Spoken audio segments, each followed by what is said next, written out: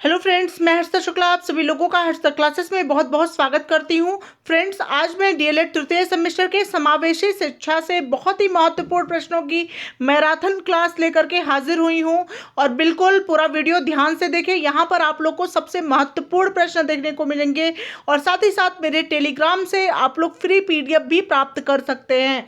तो बिल्कुल friends, Harshita classes का टेलीग्राम और साथ ही साथ इस यूट्यूब चैनल को सब्सक्राइब करना ना भूलें। डेली आप लोगों को महा मैराथन क्लास सभी सब्जेक्ट्स की प्रोवाइड कराई जाएगी और साथ ही साथ फ्री पीडीएफ भी आप लोगों को दिया जाएगा। चलिए स्टार्ट करते हैं।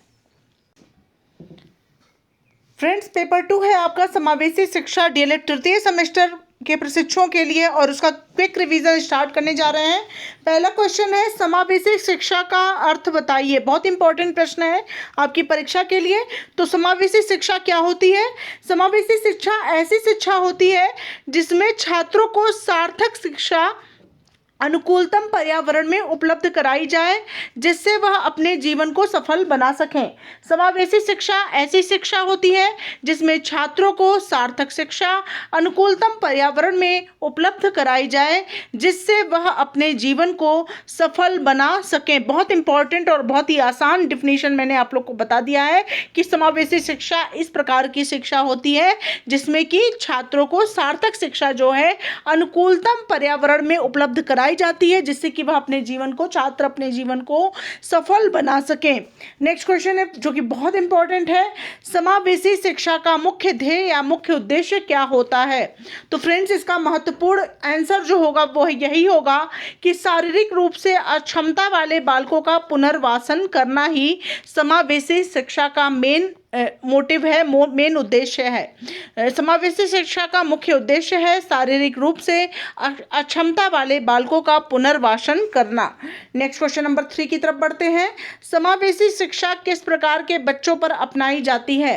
तो इसका आंसर होगा कि इस प्रकार की शिक्षा कार्यशील बच्चों, निम्न जाति के बच्चों आदि पर अपनाई जाती है। समावेशी शिक्षा जो है कार्यशील बच्चों और निम्न जाति के बच्चों पर आदि पर अपनाई जाती है। नेक्स्ट है फ्रेंड्स क्वेश्चन नंबर 4, शैक्षिक समावेशन का क्या अर्थ है? तो इसका आंसर होगा शैक्षिक समावेशन में उन सभी तथ्यों को सम्मिलित किया जाता है जो विशिष्ट बालकों पर लागू होते हैं। शैक्षिक समावेशन में उन सभी तथ्यों को सम्मिलित किया जाता है जो विशिष्ट बालकों पर लागू होते हैं। नेक्स्ट क्वेश्चन की तरफ बढ़ते हैं फ्रेंड्स, बहुत इंपॉर्टेंट प्रश्न है, अपवंचित बालक के कितने प्रकार हैं? मोस्ट इंपॉर्टेंट क्वेश्चन, अपवंचित बालक के कितने प्रकार हैं? तो इसका आंसर होगा कि अपवंचित बालक के 3 प्रकार हैं। पहला है सामाजिक रूप से वंचित बालक, दूसरा है आर्थिक रूप से वंचित बालक और तीसरा है शैक्षिक रूप से वंचित बालक। अपवंचित बालक के 3 प्रकार होते हैं, सामाजिक रूप से वंचित बालक, आर्थिक रूप से वंचित बालक और शैक्षिक रूप से वंचित बालक। नेक्स्ट क्वेश्चन की तरफ बढ़ते हैं फ्रेंड्स, पिछड़े बालक से आपका क्या आशय है? तो जो छात्र निश्चित समय में निश्चित ज्ञान की प्राप्ति करने में असफल रहते हैं और सामान्य छात्रों से पीछे रहते हैं उन्हें पिछड़े बालक माना जाता है।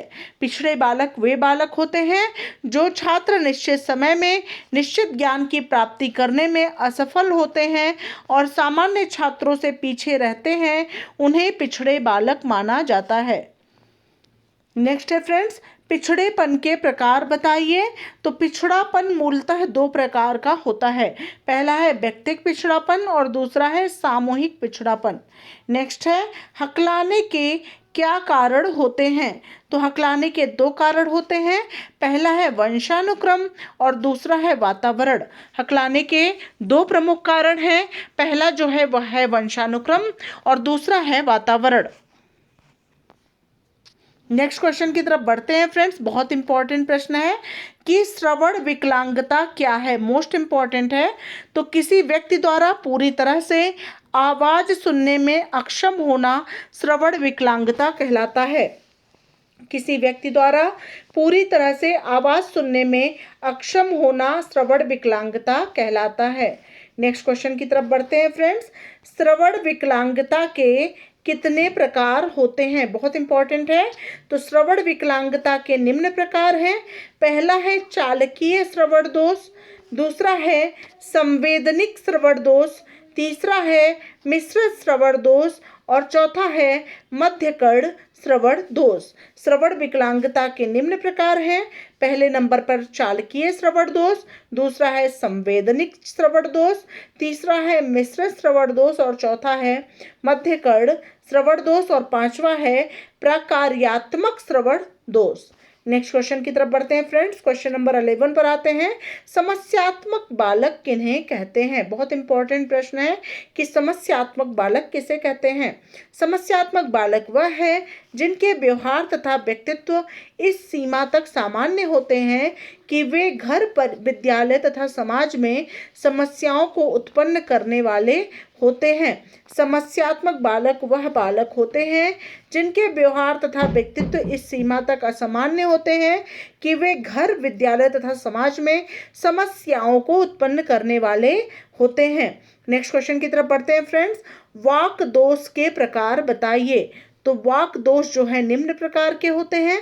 पहला है आवाज की समस्या, दूसरा है प्रक्रियात्मक तथा उच्चारणात्मक दोष, तीसरा है हकलाना और चौथा है देर से बोलने वाले। नेक्स्ट क्वेश्चन नंबर 13 है फ्रेंड्स।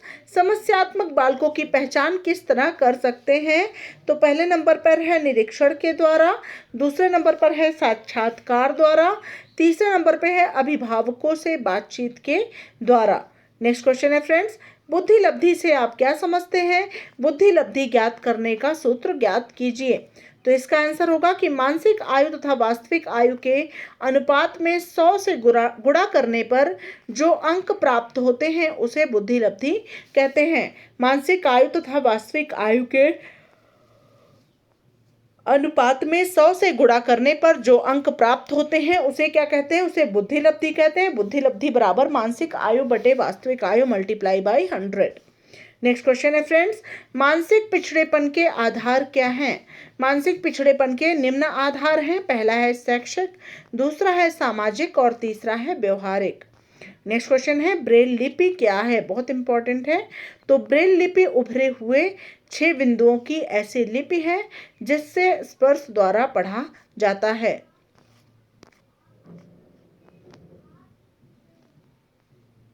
नेक्स्ट क्वेश्चन है उत्तर प्रदेश में मनोविज्ञान शाला कहाँ है?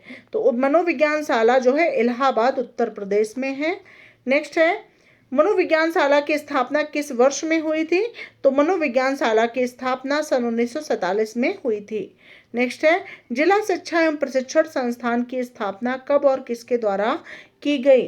तो भारत सरकार द्वारा सन 1986 में की गई। जिला शिक्षा एवं प्रशिक्षण संस्थान की स्थापना भारत सरकार द्वारा सन 1986 में की गई।